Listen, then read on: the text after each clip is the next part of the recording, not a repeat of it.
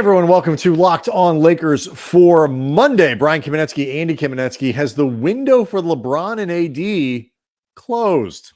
That's next. You are Locked On Lakers,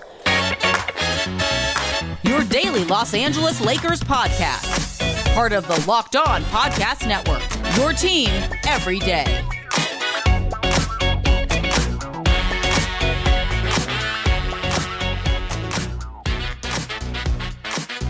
Thanks to everyone for making Locked On Lakers first listen of every day, Monday through Friday, no matter how or where you get your podcasts. It's always free. It's never behind a paywall.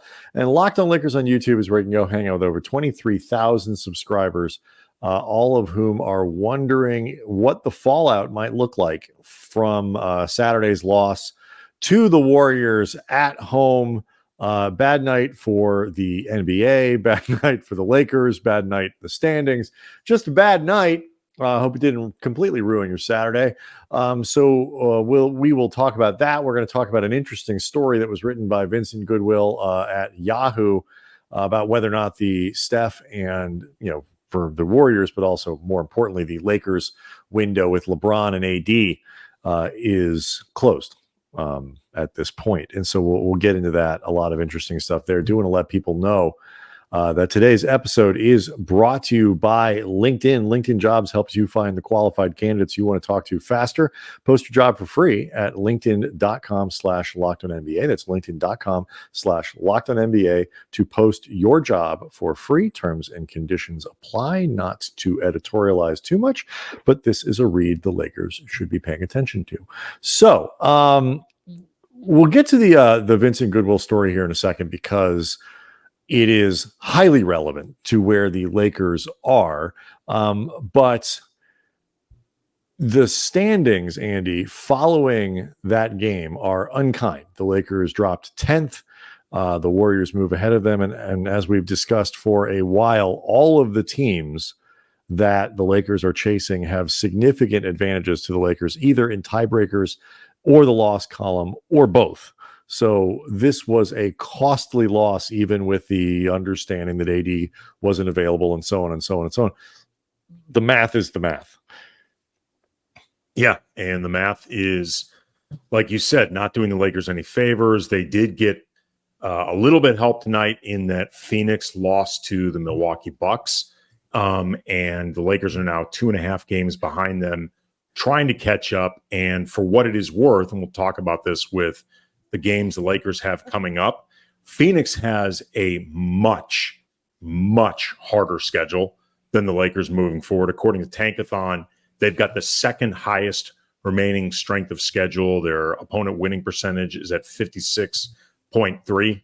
And the Lakers are 22nd with a winning percentage of their opponents below 500. So the Lakers, we're gonna talk about this. They have a critical slate of games coming up that they're going to need some help, even on top of making their own fortune. But it begins with making their own fortune. Like they have one last, I guess, grasp at trying to put themselves in a position where, if nothing else, they can host a play-in game. Even if they have to play 2 of them, they can at least host one of them. They've got one more game coming up against Golden State, and if they win it, that'll make them 2-2 on the series. And assuming I understand everything correctly, the next tiebreaker is conference record head-to-head, and the Lakers is much better than the Warriors. So they do have an opportunity to, if they are tied with the Warriors, win a game, and if they finish out that way, get that 9 seed. But the best thing they can do is put themselves in a position where they actually pass the Warriors. Granted, the Warriors' schedule moving forward is slightly easier than the Lakers, but unfortunately for the Lakers, given all the opportunities they've crapped away, you can only control what you can control now, and they have to control what they can and hope for a little bit of luck. All right, so just for, if people haven't seen it, what it looks like for the rest of the, maybe not the entire rest of the way, the Lakers have, I believe, 14 games left. They play Atlanta tonight. I'm going to go ahead and chalk that up as a must win. Lakers cannot. No. they're all must win. Yes. The degree of which it is must stomp out, must snuff out your opponent. Like, no, really, you ought to be winning by 15 points. Like, whatever. They're all, in certain respects, must win. Like, if you are trying to actually get up in these standings, they are all must win. They are. And but I mean that only in the sense of like, it is as must win. They have 14 games left. You want to, got to win 10 or 11 of them probably to make a move in the conference. But like, is it, can you describe Milwaukee? When you go into Milwaukee, I believe that's on the 26th as a, make or break, like you have to win that game. It's like, yeah, you have to win it if you want to, but like Milwaukee's a good team. So like, There you go. But like you talk about the strength of schedule, Andy. Atlanta, a Sixers team that is exceedingly vulnerable without Joel Embiid. The Pacers at home. Pacers got other players as well too. Yeah, that's right. But the Pacers are a good team overall, 8 games over 500 through Sunday's games, but they're very ordinary on the road. So then the Lakers have, they start this long road trip, but that takes them to the Bucks. Okay, fine. Eastern Conference leader playing for something, no question. The Grizzlies, they're not very good. The Pacers, good, but not great. Then you have the Nets, the Raptors, and the Wizards. Like they play a lot of not just beatable teams, but legitimately bad ones. And so, you have to win all of those games. And then when you start to look at, the Timberwolves, the Warriors, the Pelicans, the Cavaliers are still on the schedule, the Bucks, split those, or win, 3/5 of those or whatever it might be. And this is to give yourself a chance. But to me, it's not even just about the seed. And the seed matters because I mean, as much as I think the Lakers can beat anybody on any given day, they are 12-20 on the road. They are a significantly better team on their home floor. And the idea that they could go into 2 good teams' houses and win in like that is not something they've shown themselves capable of doing. They can maybe win 1 game against one of those teams on the road and take the other one at home. So like they're not a good enough road team to feel confident about them to, okay, we're the 10 seed and whatever. Like they need to, there's a huge difference between 9 and 10 for them. Well, I mean, really, they just need to give themselves as many advantages as possible because we've talked about before on any day they can beat any team in the league. But the problem with this Lakers squad is you never know which day that's going to be. Like you can't plan for the day where they can beat any team. Like it's one hell of a dice roll in terms of whether or not it's going to be that day or not. You but can't predict it, it just happens. Right.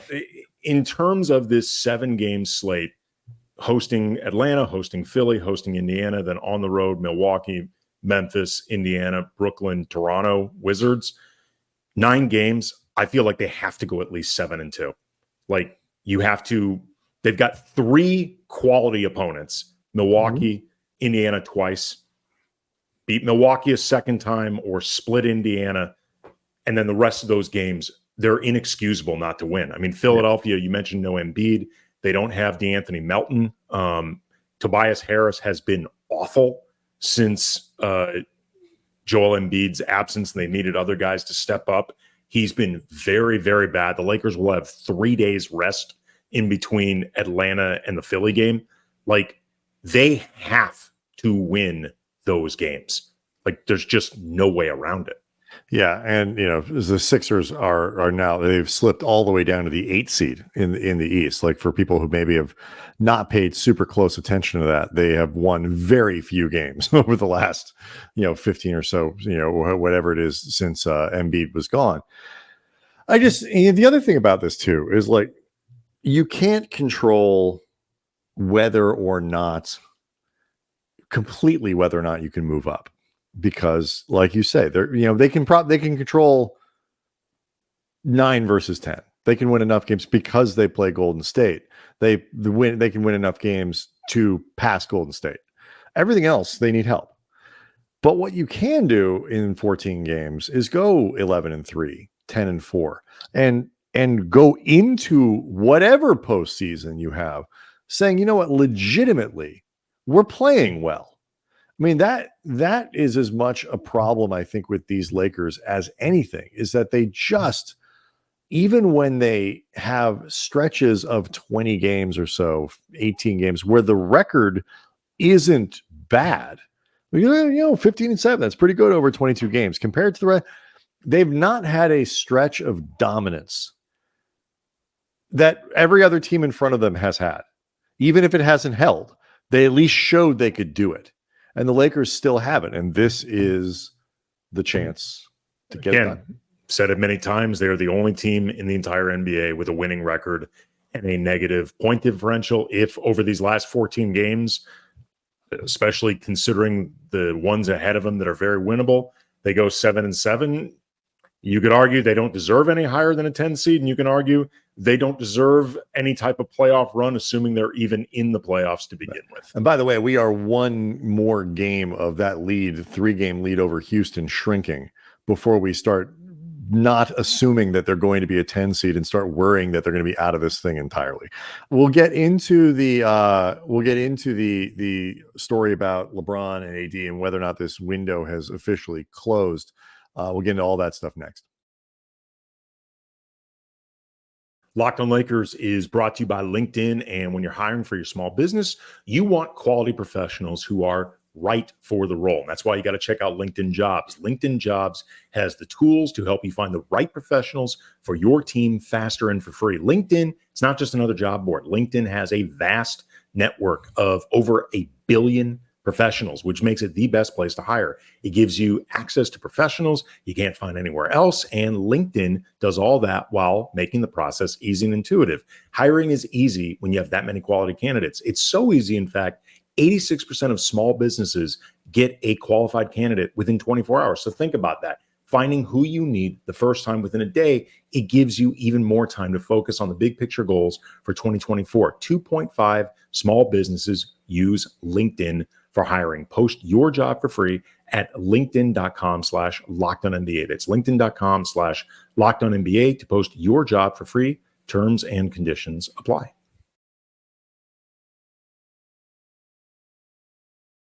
So I looked it up, Andy. Assuming we are correct that it is conference record, and I believe that we are, the Rockets actually currently have a better conference record than the Lakers. Pretty impressive, actually. They're 3 games under 500 with 3 games over 500 in the conference. So that helps them. So just saying the Lakers can't just assume they're 3 games ahead of Houston on the loss side. They cannot assume that the 10th is sewn up. Got to win some games. That's why it's extremely important the Lakers win tonight against Atlanta, and you can catch that game 7:30 p.m. Pacific time. Again, Lakers trying to stay at minimum in the 10 seed. You can catch every Lakers game on the hometown broadcast with Sirius XM on the SXM app. Search Lakers.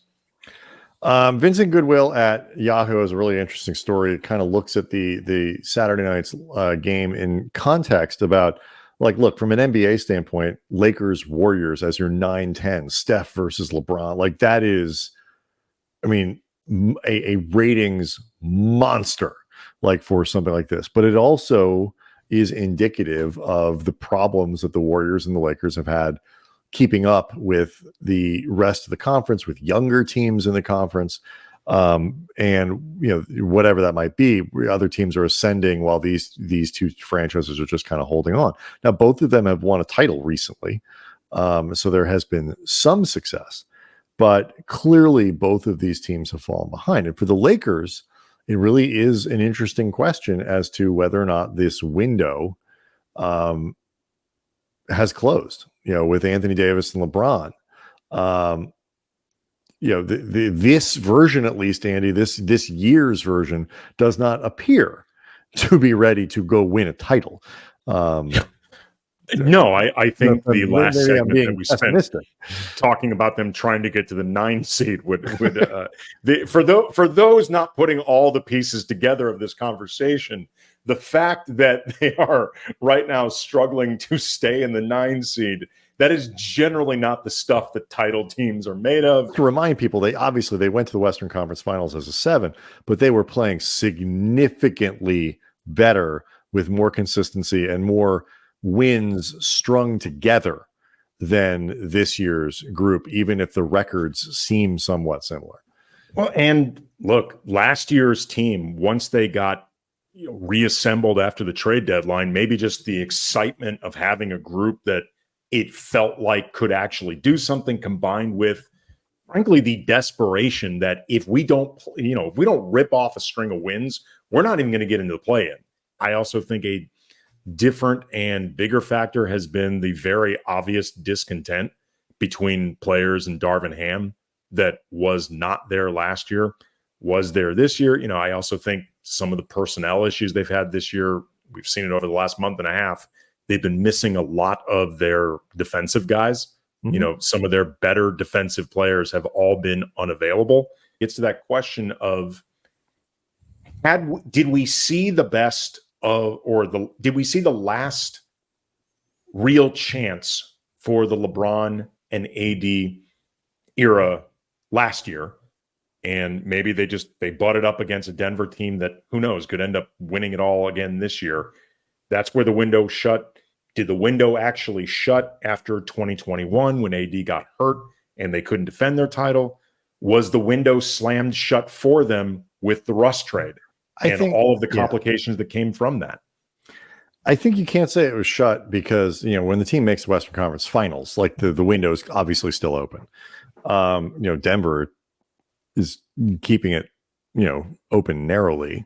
And there are other teams that, like, the issue here is that there are other teams that are ascending. Oklahoma City is ascending. Denver is ascendant, like they've ascended and they're not going anywhere. Minnesota is on its way up. There are too many teams that are going the right direction. And I'm not saying that it's closed, but I do think that Rob Pelinka and whatever other influences that went into it they started leaning on the window themselves with the Westbrook deal. And, last year they managed to undo it in a way that energized the franchise and got them going and all that kind of stuff, and had a run that was pretty remarkable. But it was also, I think, in basketball terms, kind of ahistorical. Like, that doesn't normally happen. You don't normally see teams turn themselves over as much as that team did in the middle of the year. And when they do, they don't normally succeed in the way that team did. And what I think it did, and I was certainly guilty of this, is it led to, like, for people who are looking at it now and saying, like, the Lakers didn't really have championships aspirations. Absolutely did. They went into camp and this team absolutely thought they were a championship contender, and had been behaving like that and all that. And I think, I missed certain things about the roster, like their inability, for example, to compensate for Jared Vanderbilt, is not indicative, is still part of the fallout from Westbrook. Like, because they just don't have, they've been trying to reassemble something that makes sense on the fly with very limited resources and having to kind of piecemeal it together. I was hopeful. You and I were very concerned about backup center when it was just Jackson Hayes.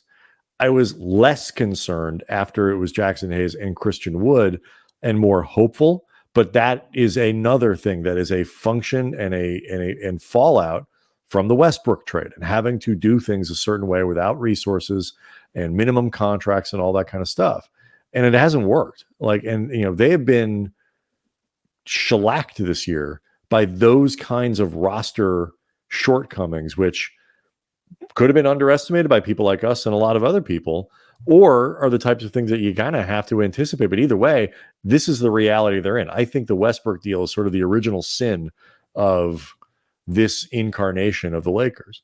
Well, there's one other part of it, though, that I think, I know that I mentioned it a few times last year in terms of where the Lakers stood with sort of, 5,000 foot view. And it's something that I think they're going to be maybe put to a real decision this offseason. We'll talk about that coming up next. Locked On Lakers is brought to you by Stitch Fix, and with Stitch Fix, you get a stylist who understands your style, size, and budget, and they do all the shopping for you. It's the easiest way to update some on-trend favorites for your wardrobe this season. For example, using Stitch Fix, I just give my stylist size, style, budget preferences, order boxes when I want, how I want them. There's no subscription required, and they send 5 just for me pieces plus outfit recommendations, pro styling advice. You keep what works and you send back the rest. But really, how much sending back? Because they always send you fits that are on point. They look great. It's like they have ESP for what you want. And it's really easy. Shopping can be a hassle, but this saves you the time and the effort, and you look and feel great in the process. And again, if something doesn't work, just send it back. Shipping, returns, and exchanges, they're always free. Style can make you feel great. So get started at stitchfix.com/lockedon. That's stitchfix.com/lockedon. stitchfix.com/lockedon. I remember last year, before the trade deadline and all the work that Rob Pelinka did, there were a few shows where we talked about the possibility of whether or not the Lakers were really staring down a scenario where they have to seriously consider blowing the whole thing up. Mm-hmm. And, if they had basically gotten the most out of the LeBron AD era as they ever were going to, would it be underwhelming to do all that and only have one title to show for it? Yeah. But that might have been just where things stood, and you have to face a certain degree of reality. And then once they reconfigured everything and they put together a roster that both of us thought made a lot of sense, and when they went to the Western Conference Finals, even if you thought certain things broke their way, you could still look at the roster and say, okay, there's a lot about this that makes sense. And if they were able to build off what they did last year, maybe they can find ways to extend it a little bit further.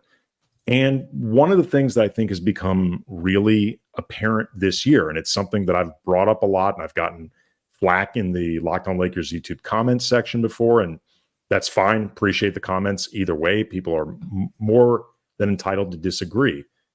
But I think it gets underrated, underappreciated, however you want to put it, how complicated it can be to build a roster around LeBron at this stage of his career, with his salary taking up as much as it does in a salary capped league at a time where he can still do superstar things at times, but you want him doing it as little as possible for like the first half or even 3/4 of a season. A lot of that includes defense. It becomes very difficult to really try to put yourself in a position where you can be in the top 4 in the West, get yourself home court for at least one round, while pacing a guy that's going to be playing that many minutes a season, with that much control over your roster, over things that happen on the court. It's very complicated. And I think this season underscores a lot of how much has to go right in order to make that work.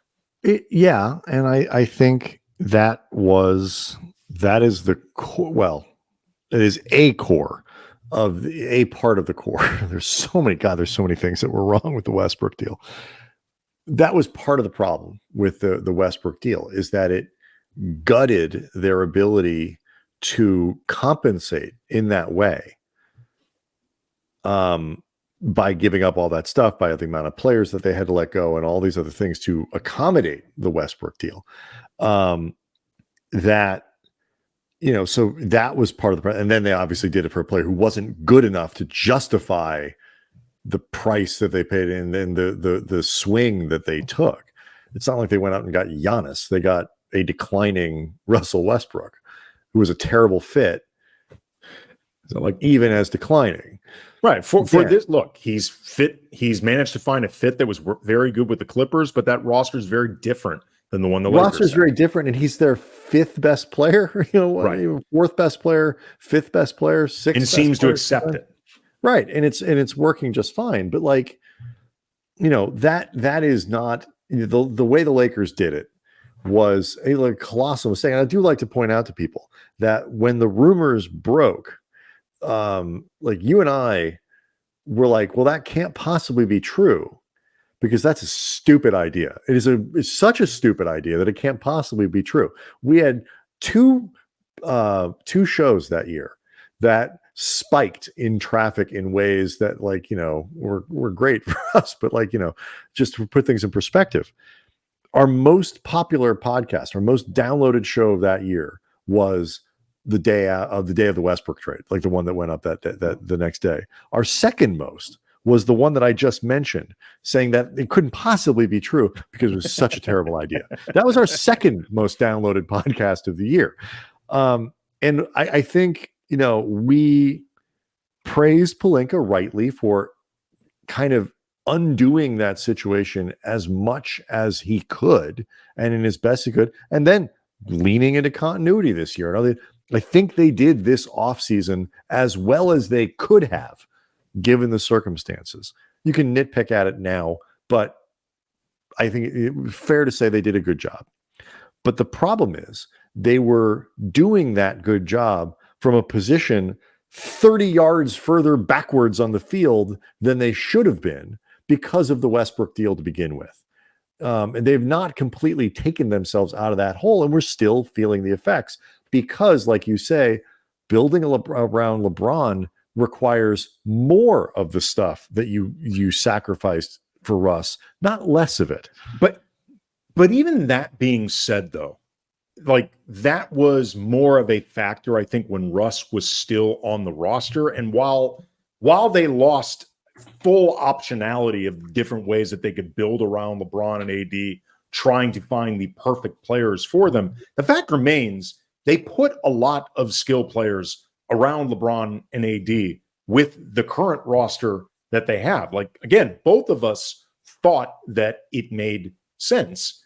But even I, as somebody who talked a lot last year, even the year before that, about the idea of, look, you can only do this with LeBron for so long. It's why every time there'd be reports about LeBron, trying to, strike the fear of God into the Lakers about the idea of him leaving, I'm always like, that shouldn't scare the Lakers because you're only doing this for so much longer anyway. They should not move heaven and earth in ways that don't make sense just for LeBron, because there's a finite amount of time you're going to be doing this. But that finite might be a couple more seasons. Like LeBron, if he opts out of his contract this coming off season and wants to sign a new 2 or 3 year deal with the Lakers, with I'm sure all the player options and all the factors that will definitely be in his favor, he's not going to be, the Lakers are not going to be getting a team friendly thing like they got with D'Angelo Russell. Like, LeBron's going to get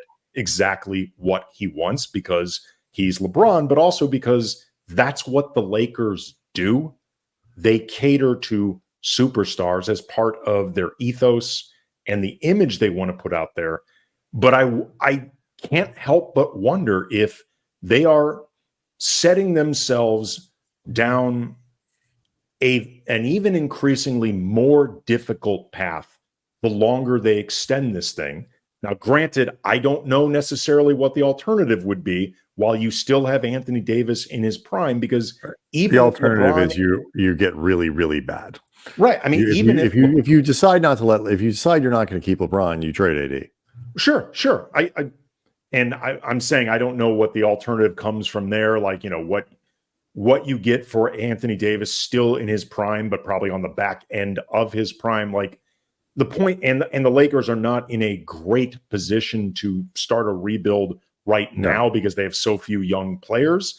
So they few young players and still don't have, it's not like they got extra picks in the cupboard and stuff like that. Right. So, and even if LeBron and AD, even if LeBron and D'Lo both walked, they still will not have, about 30-ish million in cap space, but that's not really enough to reconstruct themselves. Enough to sign D'Angelo Russell.